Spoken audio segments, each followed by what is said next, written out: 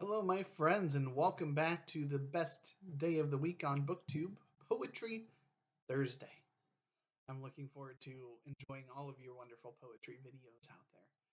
Just got done listening to a fantastic one by none other than the Shelley Swearingen, and it's wonderful. And so I wanted to share a poem from the collection that I'm reading currently, from The Hawk in the Rain by Ted Hughes. This is the collection of poetry that Aaron and I are reading together as part of our poetry club, book club. So each month we're picking a new poetry collection that we're going to read. Uh, this is by far a very short one, and we're reading about 3 poems a day. And each poem is roughly, I can show you a visual. I mean, some of them are longer than that, but by and large, I mean, this is doable. You're reading 3 pages a day ultimately in there, and so I want to encourage all of you to join us. Um, if it might be too late if you don't already have The Hawk in the Rain by Ted Hughes to join us for this one, and that's okay. Hopefully, he's going to make a video where he's reading some out of here as well this week and next week. And I'm going to read one of the ones that stood out to me from today's readings of the 3 that we've read. This collection started off really well, started off strong. It's kind of hit a sophomore slump here about the middle of it, and that's okay. And then I will, after I read this and talk about it briefly, share with you some of the upcoming collections that we'll be reading because I've made my pick for December and for February. Aaron's working on figuring out his January. Once we know that, I'll be announcing that as well. So, from The Hawk in the Rain, this is a very short one. It was the last of the 3 that we were reading today. This one's called Phaetons. And so I had to look it up after reading it and enjoying it, what Phaetons means. And that is basically the little carriage that's being pulled by a horse back in the 19th century. So it is that paints the picture for you with that title, that it's this carriage that's being pulled by a horse. So keep that in mind. Angrier, angrier, suddenly the near madman in mid-Behemoths rolls back his eye and lurches to his feet. Under each sense the other 4 hurtle and thunder. Under the skull's front the horses of the sun. The gentle reader in his silent room loses the words in mid-sentence. The world is burned away beneath his book. A tossing upside-down team drags him on fire among the monsters of the zodiac. So there's a lot to unpack there, and I'm not experienced enough to unpack really well off the cuff. But you have the under each sense the other 4 hurtle and thunder. Under the skull's front the horses of the sun. So this is the team of horses that are hitched to this carriage, and so we can discern from that because it says the other 4 hurtle. So you have in the opening, angrier, angrier, suddenly the near madman in mid-Behemoths rolls back his eye and lurches to his feet.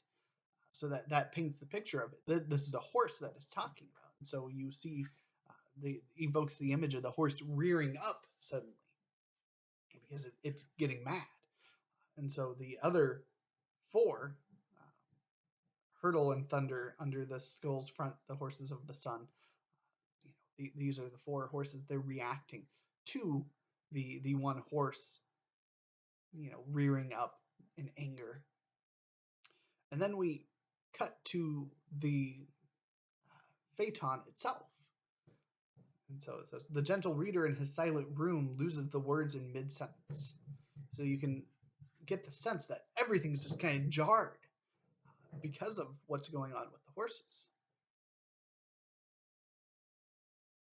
And then the world is burned away beneath his book. A tossing upside-down team drags him on fire among the monsters of the zodiac. So that's a really interesting and fascinating image that evokes. And so this also reminds me a lot of one of the earlier poems that really was one I enjoyed.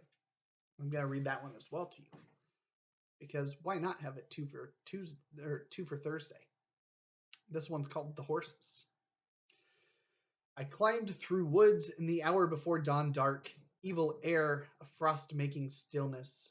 Not a leaf, not a bird, a world cast in frost. I came out above the wood where my breath left tortuous statues in the iron light. But the valleys were draining the darkness till the moor line, blackening dregs of the brightening gray, halved the sky ahead, and I saw the horses, huge in the dense gray, 10 together, megalith still. They breathed, making no move, with draped manes and tilted hind hooves making no sound. I passed, not one snorted or jerked its head. Gray silent fragments of a gray silent world. I listened in emptiness on the moor ridge. The curlew's tear turned its edge on the silence. Slowly detail leaped from the darkness. Then the sun, orange red, red erupted silently and splitting to its core tore and flung cloud.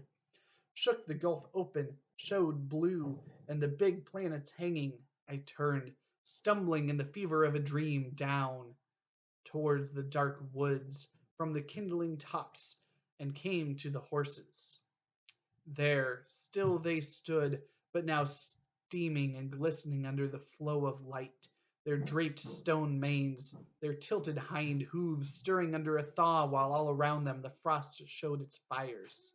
But still they made no sound, not one snorted or stamped, their hung heads patient as the horizons, high over valleys, and in the red leveling rays.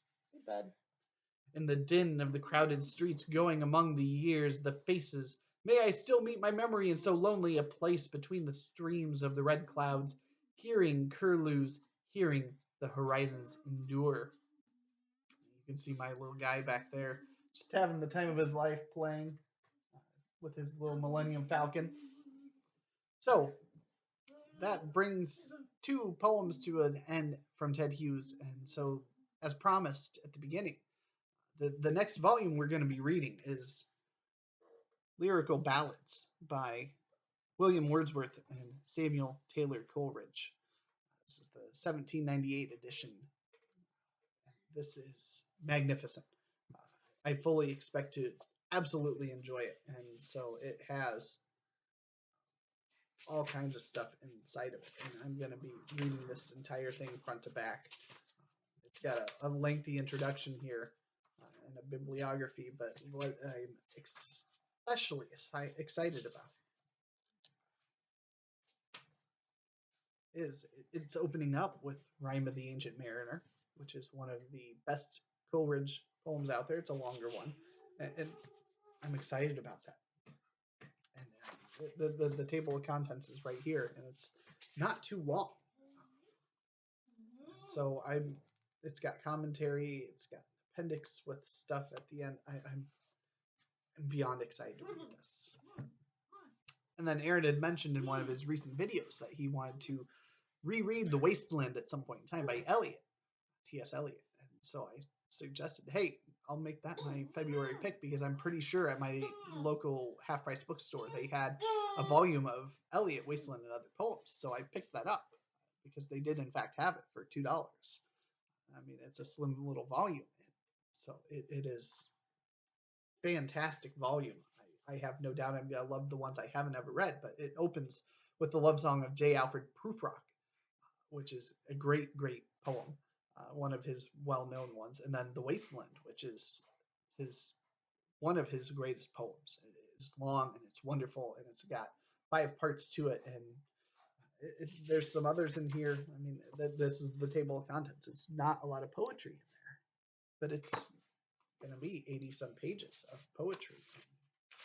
I'm excited about that. 88 pages.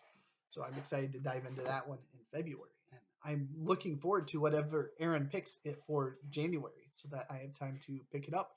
And I wanted to make sure I announce these so that you have time to pick up copies yourselves if you want to join along. You don't have to have specific editions. I'll make it known what the poems are in the table of contents from Eliot, as well as what our kind of schedule is for lyrical ballads from Wordsworth and Coleridge. it's sparse enough that it's going to be like one poem every couple days, which is a great pace. And most of these poems, I'm sure you can find by Googling online without even gaining the collection. So if you want to read along, by all means, I surely welcome you to do so.